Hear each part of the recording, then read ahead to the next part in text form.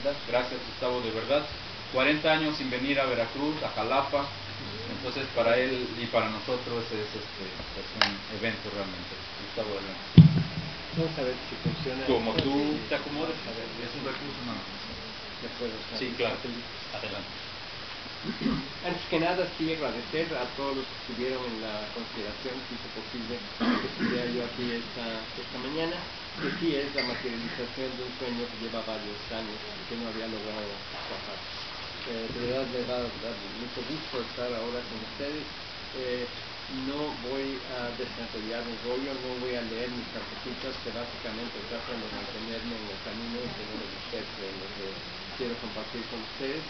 No es propiamente el formato de una conferencia, entonces por favor interrúmpanme en cualquier momento para presentar una reclamación, un comentario, una reacción a las cosas que voy a poner sobre la mesa de nuestra reflexión.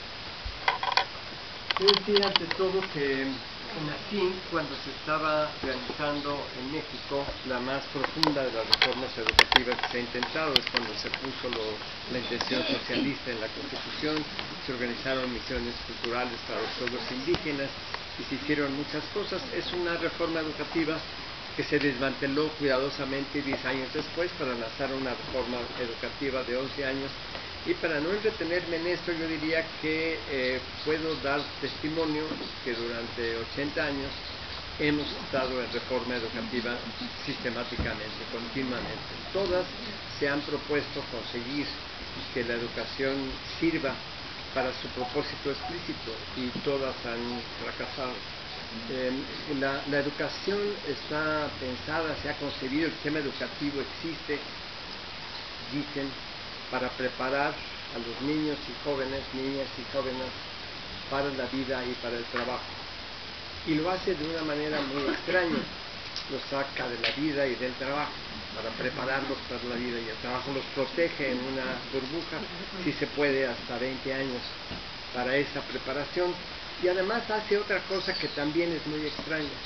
Si nos fijamos bien, cada año escolar está orientado básicamente a preparar a niños y niñas para el siguiente año. El primero está para que puedan cursar el segundo el tercero y así hasta el final. Pero lo que ocurre es que todo eso parece carecer de sentido, porque el principal producto de la educación en el mundo entero es desertores. Es gente que abandona el sistema educativo. Los niños que hoy entran en el primer año de primaria en el mundo entero no van a poder llegar al nivel que en sus países es considerado educación obligatoria, 9 años en México, 10 años en Estados Unidos y por ahí en todos los países. Y quienes no tienen ese nivel van a ser descalificados toda su vida porque no tienen las condiciones de ser un ciudadano legítimo. Y entonces lo que principalmente produce el sistema educativo es un sistema para organizar de una manera sistemática y adecuadamente internalizada una discriminación radical de la mayoría de la población, de más de la mitad de la población. Esta es la función principal de la educación. Y si eso es de lo que se trata y de que lo que hace la educación es crear dos clases de personas, los capitalistas del conocimiento, de los saberes, de los cartoncitos y los destituidos. Entonces, si tomáramos el punto de vista de estos subeducados o no educados, lo mejor que podía ocurrir para acabar con la que parece como la peor de las discriminaciones que se hacen en esta sociedad de clases es cerrar todas las escuelas y todas las instituciones de educación. Y de esta manera se lograría evitar esta discriminación fundamental de la mayoría de la población del planeta. Desde los años 90 se está planteando que hay una crisis en la educación, en el sistema educativo en el mundo entero. Todos los países crearon comisiones especiales para enfrentar la gran crisis de la educación. Y el diagnóstico universal era más o menos, primero, que la escuela, el sistema educativo, enseña poco, ahí se aprende mal. Segundo, eso que se enseña allí no sirve para la vida real.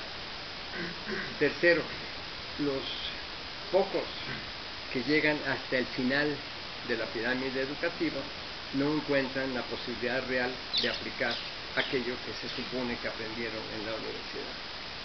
La educación está propuesta universalmente como un mecanismo igualitario. Esto es lo que justifica la educación. Vamos a darle a todos oportunidades iguales de que aprendan todos las mismas cosas en todas partes. Produce la educación exactamente lo contrario de lo que se propone. Un gran educador norteamericano, Jonathan Kusol, se hizo famoso con su primer libro, que fue un gran bestseller, que era el estudio de la educación primaria. El título del libro dice lo que encontró: muerte a edad temprana. Entonces le pidieron que examinara esta contribución de la educación a la justicia, a la igualdad. Escribió su segundo libro, que también se hizo muy famoso, Desigualdades salvajes. Lo que producía la educación en el sistema que pretende ser el más igualitario de todos en Estados Unidos era acentuar.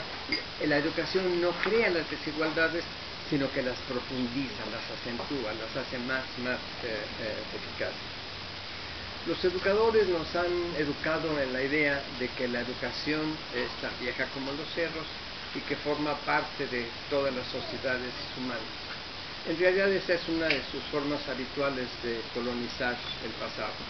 La educación es muy moderna, nació con el capitalismo y para el mismo propósito.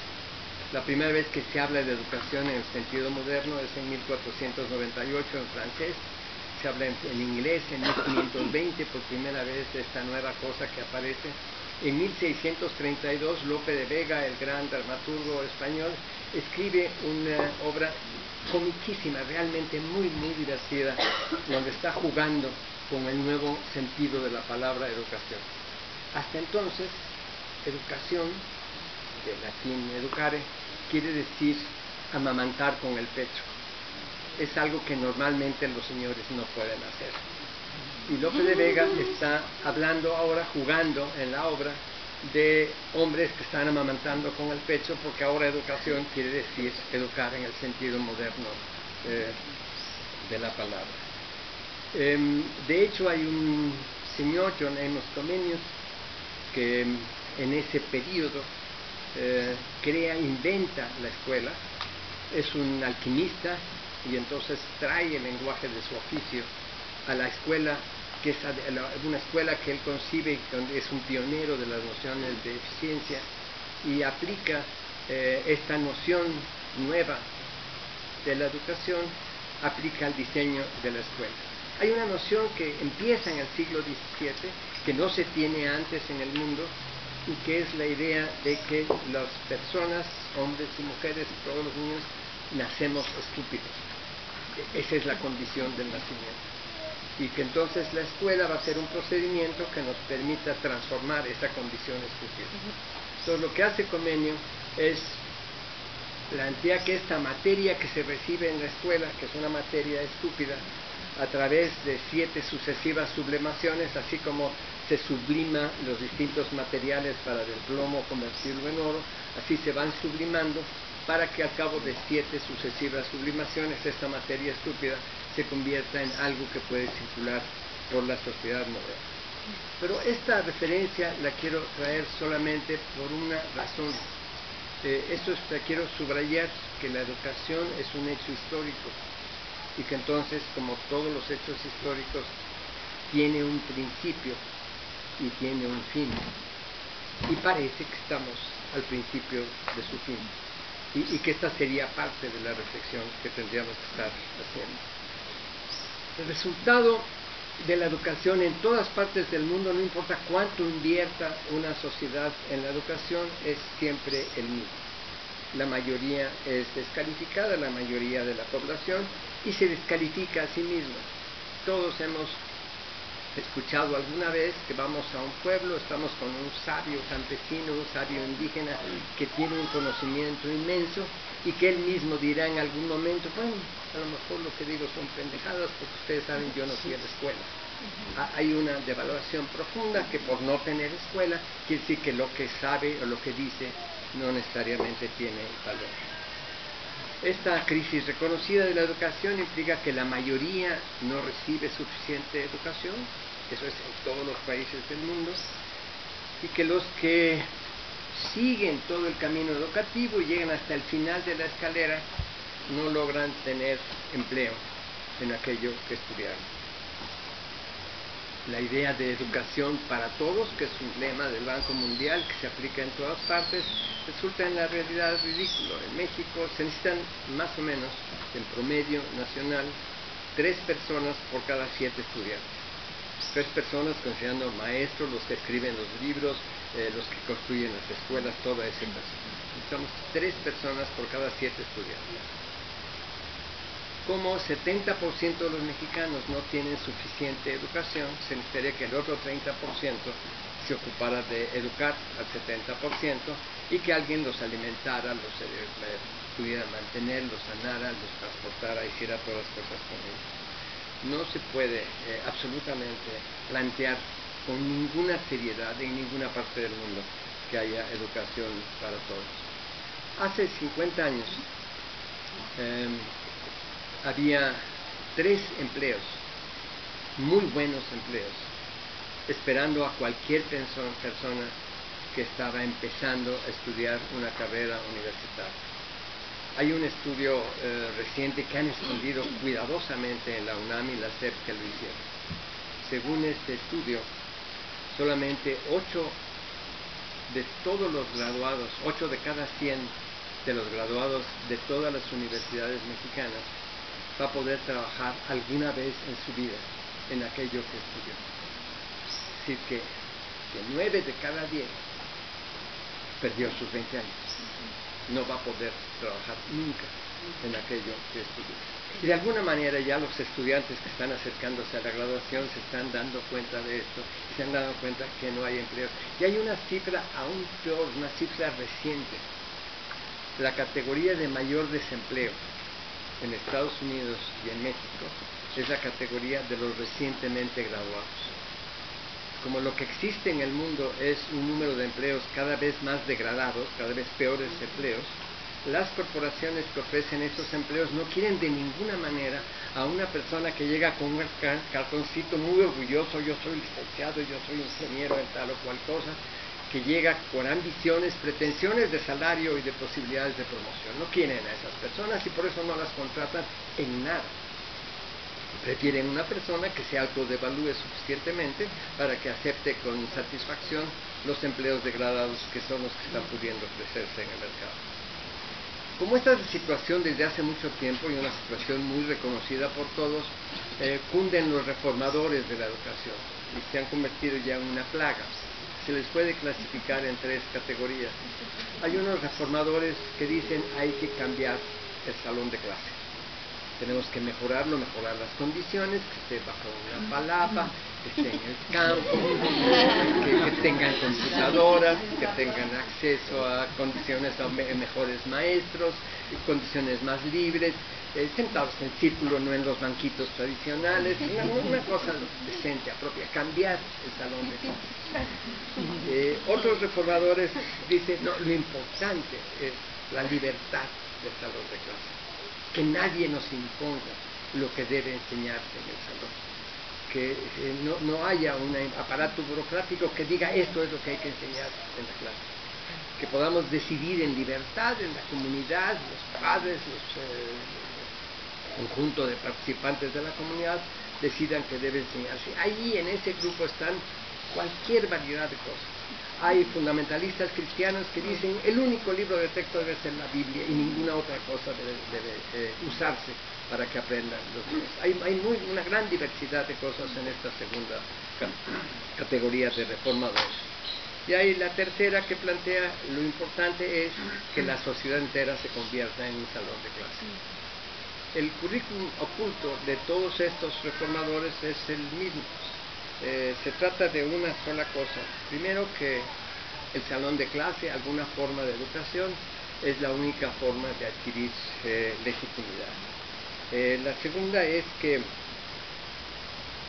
mucho mejor aprender sobre el mundo que aprender del mundo. Y para esto no importa si se está aprendiendo en un salón de clase físico o si se está aprendiendo en la combinación de internet con la televisión o en cualquier otro procedimiento. En la educación virtual, que es ahora, no hay universidad en el mundo que no tenga algún equipo dedicado a preparar la educación virtual. si no han transformado todo en educación virtual es porque se les acaba el negocio básico de la operación educativa. Pero está claramente, parecería que es por allí que la manera de Bill Gates, eso es lo que acabará con el sistema educativo y no tanto Illich o los radicales. La escuela se va concibiendo, se va formando como una necesidad, se crea la sensación de que existe la necesidad de la educación, y cuando ya la gente está convencida de que la educación es necesaria, entonces esto se convierte en derecho. Una vez que se ha convertido en derecho, se vuelve una adicción obsesiva, permanente, y esta adicción obsesiva se combina con el momento en que se convierte también en una imposición burocrática. Y es una imposición para que la gente pueda tener estos papelitos, estos documentos, estos cartoncitos que son condición para circular, pasaportes, visas para circular en la sociedad moderna.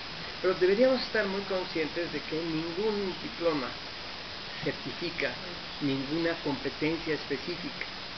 Si se va a la mejor escuela de derecho del mundo, el señor que se gradúa allí no quiere decir que sea un buen abogado.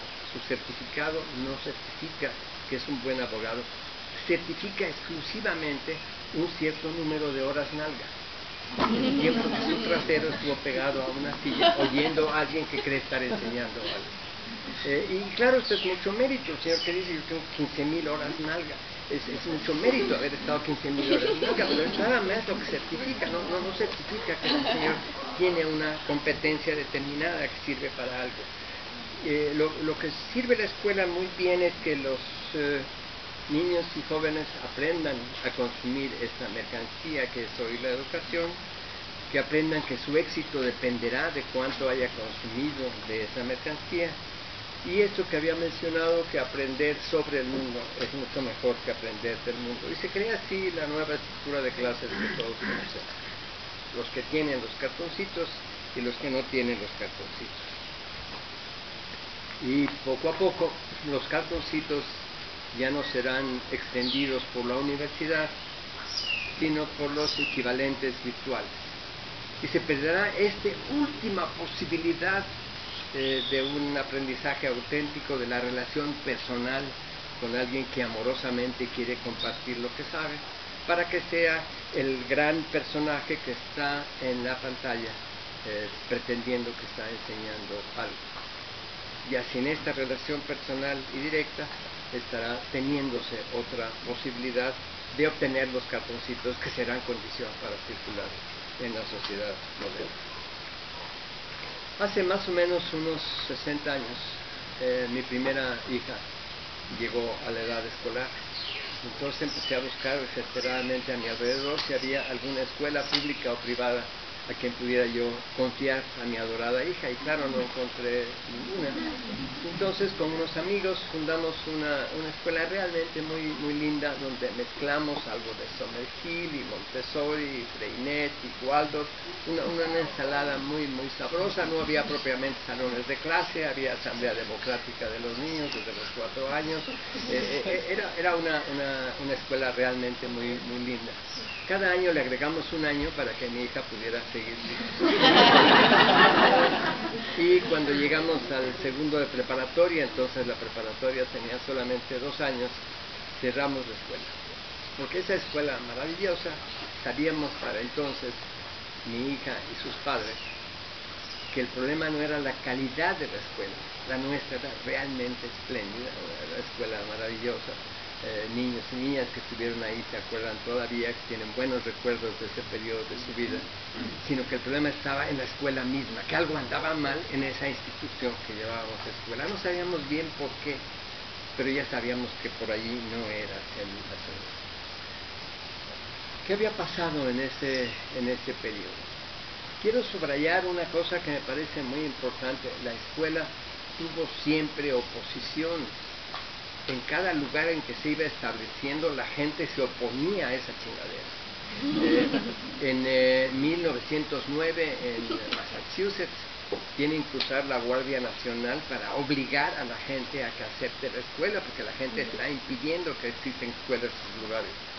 cuando el querido general Cárdenas establece las escuelas con sus misiones culturales en las zonas indígenas, tiene que rodearlas de soldados, porque los niños, apoyados por los padres, se escapan de la escuela apenas pueden. Entonces la única manera de mantenerlos es que haya una policía que los mantenga dentro de las escuelas.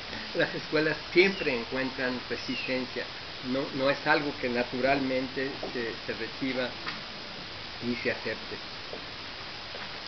En 1953, la educación estaba naturalmente en el paquete de desarrollo que se había inventado con Truman en 49, cuando nos subdesarrolló. Estaba la educación, y en 53 la UNESCO organiza una gran reunión para decidir cuál es el problema de la educación en América Latina.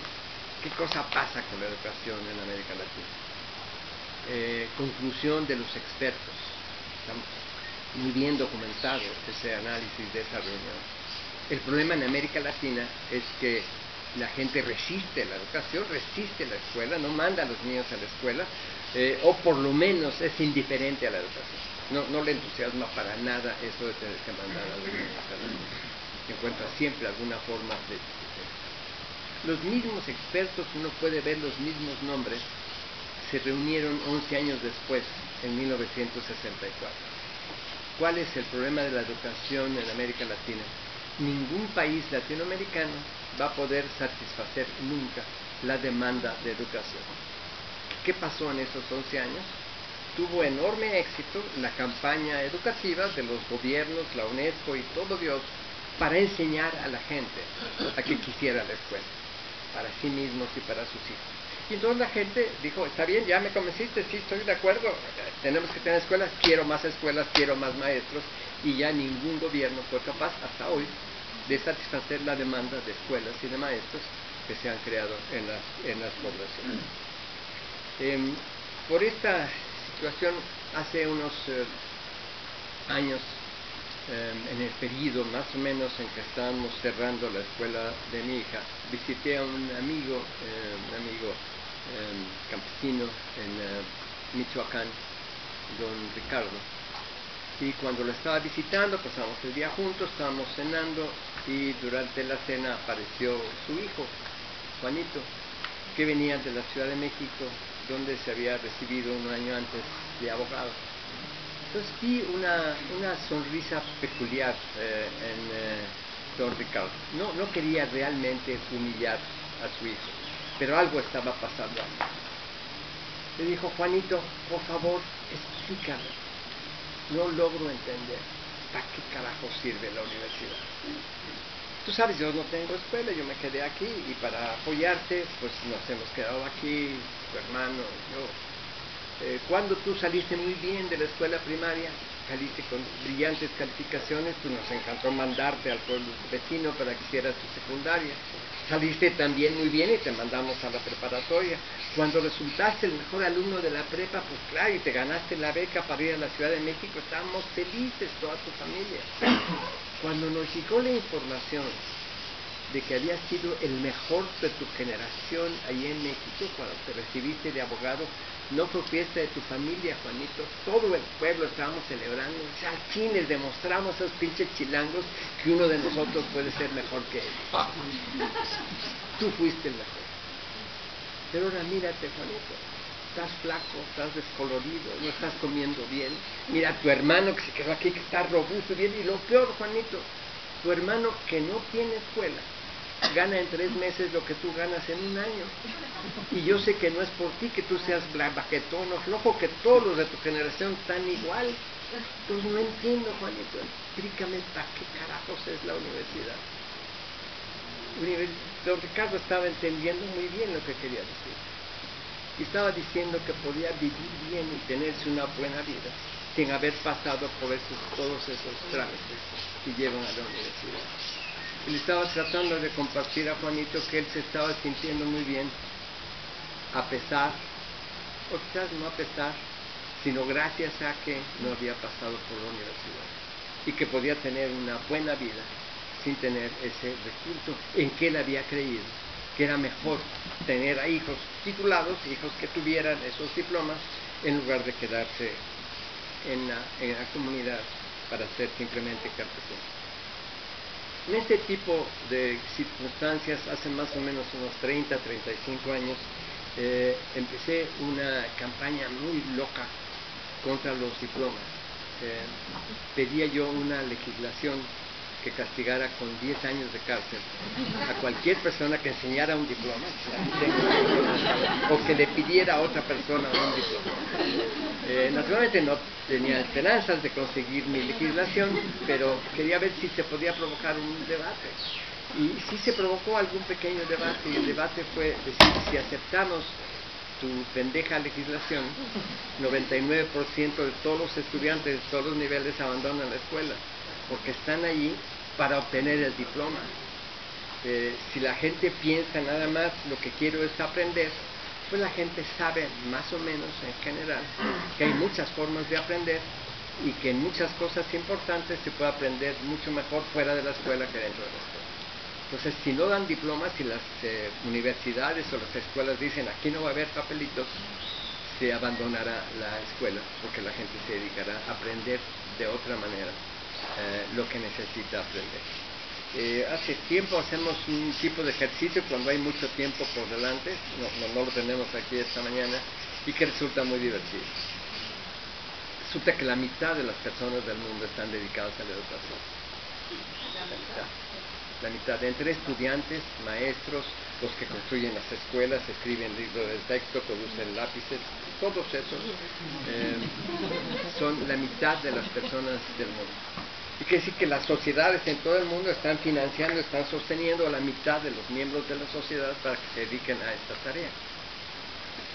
¿Qué pasaría si hubiera una enfermedad monstruosa y terrible que afectara a todos los involucrados en la educación? Y que entonces, a partir del próximo lunes, no hay educación en el mundo. Y no puede hacerse educación. Y nadie puede estar educando. Porque al momento que empiece a educar, se muere. ¿Qué pasaría? De pronto tenemos a la mitad de la gente en el mundo que estaría disponible para hacer cosas interesantes y creativas. Durante la primera hora de la discusión de estos ejercicios, la gente se pone muy preocupada y dice, no, pero vamos a volver a la edad de piedra, todo el conocimiento acumulado en el mundo se va a perder, no vamos a poder transmitirlo a las nuevas generaciones. Pero después de una hora de discutir el apocalipsis, todas las cosas maravillosas que podrían hacerse si la mitad de la gente del planeta estuviera dedicada, tuviera todo el tiempo disponible para hacer cosas creativas que tuvieran sentido para las comunidades. Hace unos 20 años empecé otra campaña que era la posibilidad de darle diplomas a toda la gente.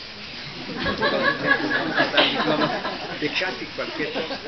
En ese tiempo estábamos haciendo muchos sanitarios secos, y entonces aprendí a hacer con todas las cosas que hay que saber de un sanitario seco, los procesos aeróbicos y anaeróbicos, y qué pasa con la caca y todas estas cosas, y dábamos un pequeño certificado para a los 3 días la gente ya sabía todo lo que hay que saber de un sanitario seco. Y teníamos una estación de televisión local, estaba interesada en lo que hacíamos y llegó a entrevistar a las gentes que salían. Y un joven arquitecto habla a la cámara y dice, no entiendo esta sociedad. Me recibí de arquitecto hace 3 años, estoy desesperado buscando una chamba, no logro conseguir chamba de arquitecto.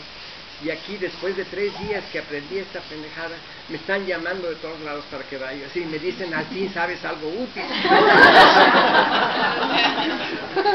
Queríamos dar campañas a todos, y 2 campañas que también abandonamos hace mucho tiempo, que vamos perdiendo nuestro tiempo, es como la educación es privilegio, es para unos cuantos, pues vamos a grabarla como objeto de lujo, que se pongan impuestos muy pesados para la educación desde el primer año de primaria, y que entonces quien quiere educación que la tenga, pero pague por eso y pague una fuerte cantidad de impuestos que se utilizarían esos dineros para hacer bibliotecas y otras cosas que tuvieran más sentido. Y la segunda campaña, que también está perdida, que ya la hemos abandonado, es que no haya ningún tipo de educación o de alfabetización que se imponga a nadie. Que quien quiera aprender algo, quien quiera tener escuela o no tener escuela, lo haga, que espero que sea absoluta libertad, que no haya ninguna imposición de ningún tipo sobre la educación. Los últimos 10 años lo que hemos estado haciendo es mucho más tratar de establecer mecanismos de contagio y de conmoción que no implican desescolarizar, sino desestablecer el principio educativo. Que no sea efectivamente imposición, que no sea en ninguna forma de derecho o de obligación, que haya formas prácticas efectivas de reconocimiento social a quien sabe, que no tienen que ser papelitos, que de hecho es una práctica que todos tenemos. Vamos a un dentista porque alguien nos lo recomendó, alguien nos dijo, este es muy buen dentista, con este puedes ir con confianza. Entonces vamos con ese reconocimiento social práctico de la sociedad y a partir de ahí empezamos a acudir. Una cosa que nos interesa mucho es que podamos decir en libertad que no, gracias, cuando alguien nos ofrece educarnos en cualquier tipo de cosa. Y el tercero, empezar a adoptar en la práctica los nuevos enfoques, inclusive enfoques dentro del sistema. En Oaxaca, yo diría, se explica porque existe un movimiento magisterial muy vigoroso desde 1979, que fue una rebelión dentro del sindicato de los maestros, y existe este mismo movimiento magisterial, creó en 1995 el movimiento pedagógico, y entonces hay una fuerza social de los maestros junto con las comunidades para luchar por esto. Esto contribuye a explicar por qué se pueden hacer dentro del sistema social oficial ciertos experimentos que parecen muy interesantes. Hay en este momento en Oaxaca, en secundarias de la SEP, en secundarias oficiales, 10 secundarias comunitarias, en que los niños y niñas el día que llegan a la secundaria se les dice: aquí no hay clases, ni maestros, ni currículo, ni asignaturas. Se trata de que inventes en grupos de 2 a 5 niños algún proyecto que tenga sentido para ti y que tenga sentido en la comunidad. Y lo vas a platicar en la comunidad, vas a hablar con las autoridades, con tus padres, con los abuelos, y te pones a hacer ese proyecto que va a tardar 3 meses o 3 años, el tiempo que necesites para hacerlo. Los maestros que todavía están ahí, pagados por la SEP, tienen una función. Primero son un escudo para que la SEP no se meta con ellos. Entonces firman papeles, inventan grados, hacen toda una serie de documentos para mandarle a la SEP y que la SEP esté tranquila de lo que está pasando en esa secundaria. Y segundo, pueden servir a veces que algunos niños se acercan y dicen: es que estamos haciendo este proyecto y no sabemos cómo hacer esto. Entonces el maestro puede ser una especie de asesor que le dice: pues puedes buscar en este libro, o vete a ver aquí al abuelo fulano que sabe cómo hacer estas cosas. Hay este tipo de experimentos en cualquier cantidad de situaciones, variedad de situaciones. En Oaxaca y en el resto del mundo, cada vez más sabemos de estos experimentos por todas partes, dentro y fuera del sistema, en donde se está aprendiendo y que quizás se hace caso al fin de ese gran educador John Holt, que escribió un libro maravilloso que se llama En vez de la educación. Un periodista lo molestaba mucho diciendo: bueno, en vez de la educación, ¿qué palabra usas? No, pues no uso ninguna palabra. El día que uno sabe quién es Santa Claus, pues no pone algo en su lugar. No se trata de poner nada en vez de la educación. Pero forzado por el periodista, dice al fin: bueno, pues en vez de educación yo diría vivir. Los pájaros vuelan, los peces nadan, la gente aprende. Lo que se trata es nada más de aprender, y aprender en libertad. En lugar de un término, un sustantivo como educación, que me cree inmediatamente una dependencia de alguien que me proporcione ese servicio, alguien que me eduque, padres, comunidades, o sociedad, universidad, lo que sea. Se trata de aprender, un verbo en que nadie aprende por mí, yo soy el que aprende, y se trata de encontrar cuáles son las condiciones sociales apropiadas para que la gente aprenda en libertad.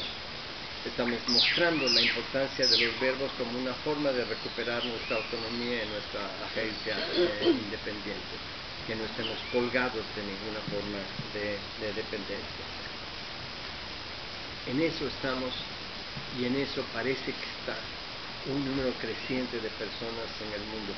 Quizás es el movimiento social más numeroso en el planeta, de las gentes que están creando condiciones para aprender en libertad.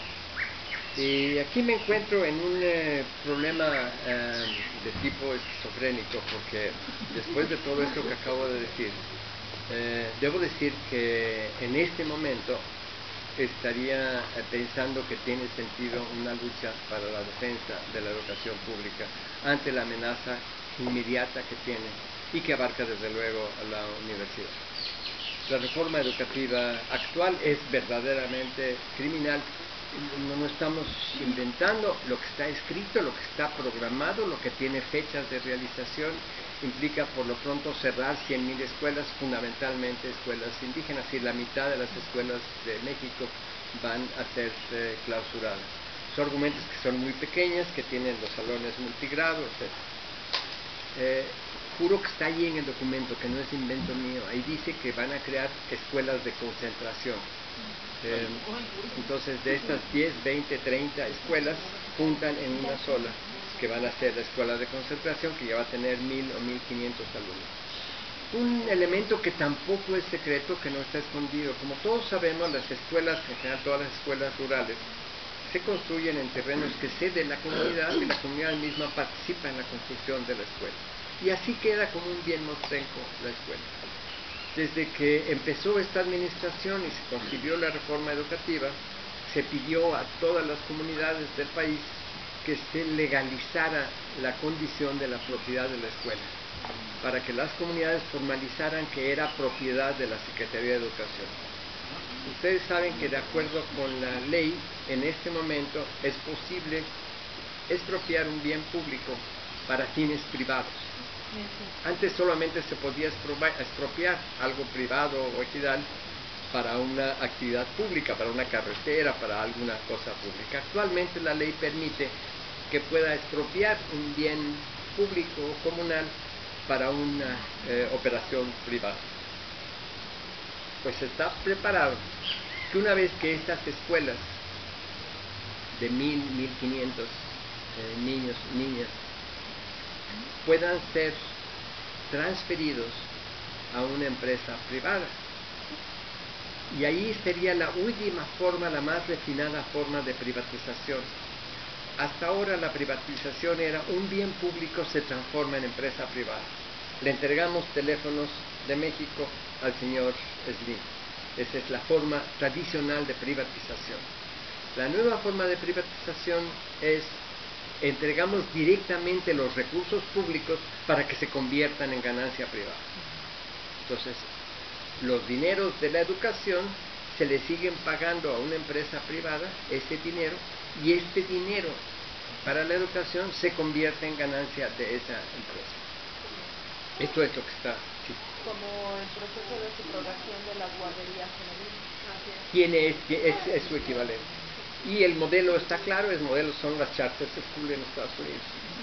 Es decir, Obama le entregó más de $4.000 millones a estas escuelas charter, que son una empresa privada que opera la escuela con ese dinero público, y ese dinero público se convierte en ganancia. Es muy parecido a ese rollo. Es la nueva forma de la privatización que se está extendiendo, como los dineros públicos se pueden convertir directamente en ganancia privada.